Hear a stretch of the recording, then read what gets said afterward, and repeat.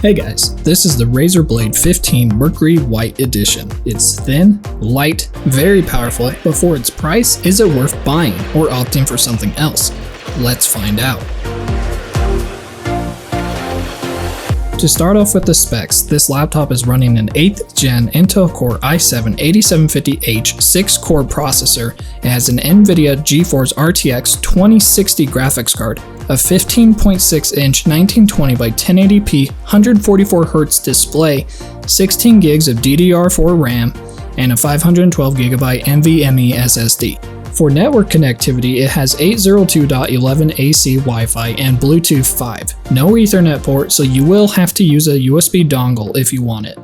On the left, you have the power input, 2 USB 3.1 Type A ports, and a 3.5mm audio combo jack. On the right side, it has Thunderbolt 3, USB 3.1, HDMI, and mini display. On the back, there are downward-facing air exhaust vents that you can't really see. On the front, it's all smooth metal with a single status LED on the right. On this Mercury White model, the Razer logo on the lid does not light up, but looks very clean overall. On the bottom, there are 2 small vents for airflow directly underneath the fans.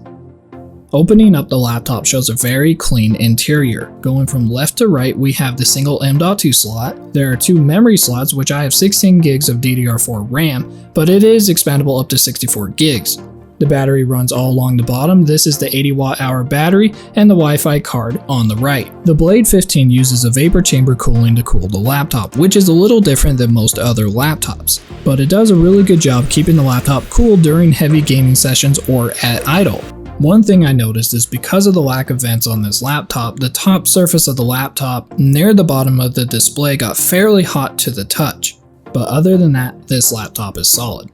The keyboard took some time getting used to. The key presses felt a little shallow at first, but over time I got used to it. This model has per key RGB lighting, and all keys even have the secondary function light up. The lighting can be controlled through Razer Chroma software with a number of built-in effects. The speakers are found on either side of the keyboard.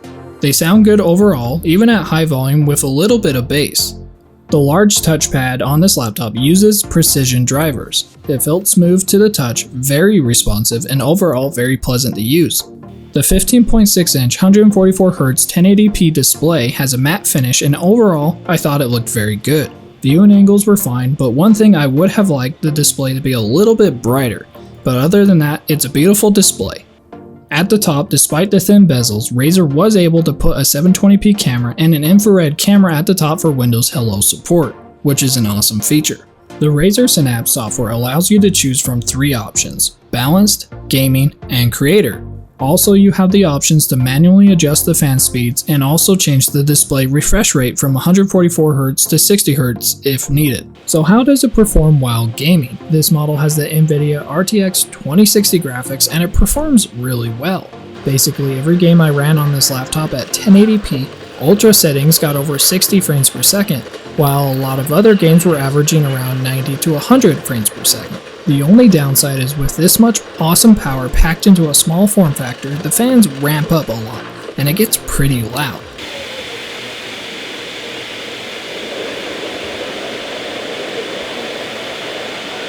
Overall, the gaming performance from the Razer Blade was great. The i7-8750H CPU, dual channel memory, and the RTX 2060 graphics with the 144Hz screen makes an awesome gaming machine. In conclusion, the build quality is super premium, which you hope because of the price tag.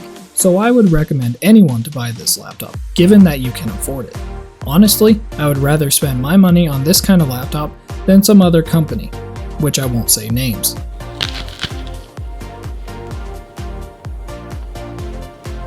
Anyway, if you like this video, please hit like and remember to subscribe for more videos like this. Until next time, I'm Aaron Belliston.